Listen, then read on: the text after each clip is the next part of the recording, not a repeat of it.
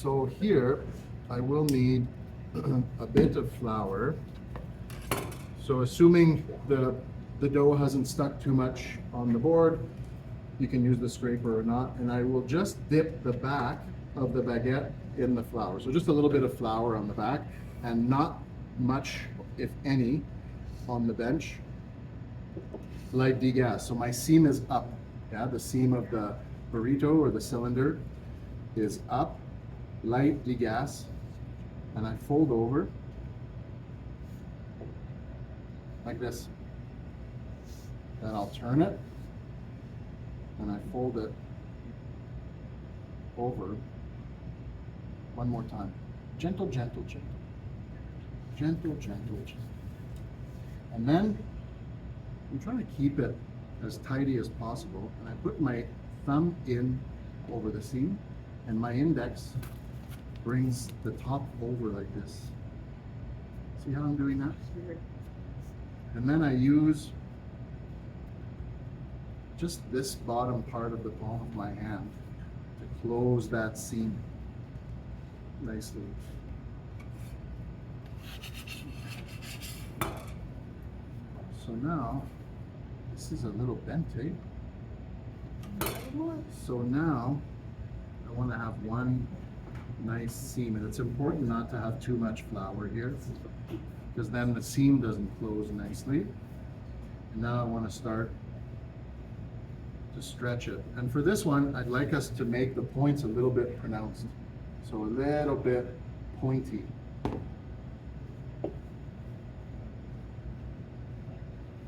And I stretch, trying to keep the body of the baguette. You see that what we did this morning is repeated here. It's all kind of the same skills over and over. You're making a bagel, it's this, you wrap it up. You know, it's all kind of the same skills.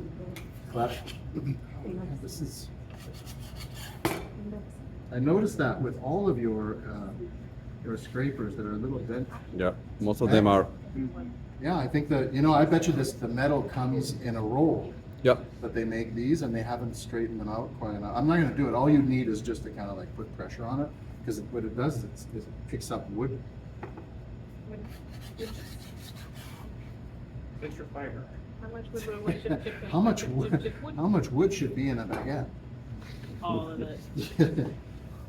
Okay, so I've got my shape. I'm just looking for my seam now with all this moving it around.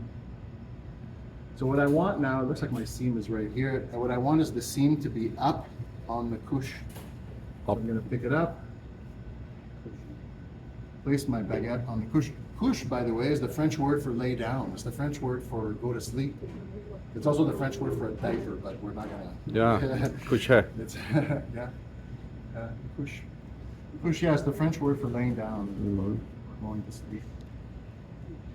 So baguette like this. We make a little bed for it on the couche. Doesn't it make sense?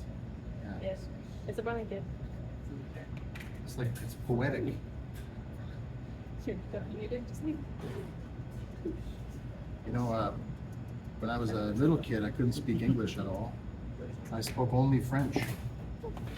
Growing up, when I speak with my mom and dad, I speak French. And that was really helpful in this career, you know. French is really. Now I'm married to a woman who only speaks English.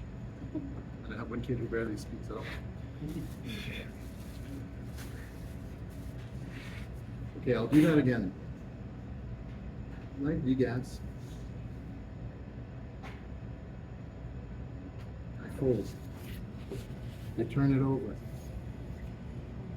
You'll see almost as many methods for shaping baguette as you will have bakers.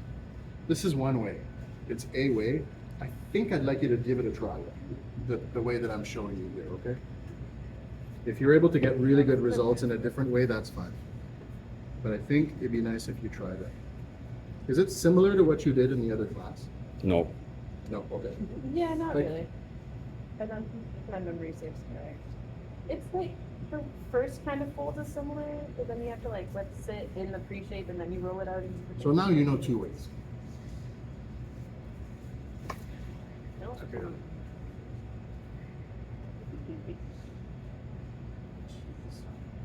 The dough is so sticky, I can barely see the seam. It's great. Don't worry. Try to keep them as consistent. So good. 6 to a couche. And we'll do a final proof at room temp, covered with plastic. It'll probably, by the time all these are shaped, they'll be ready to go in the oven. Can we do it? Can a few of us jump in and try to shape these?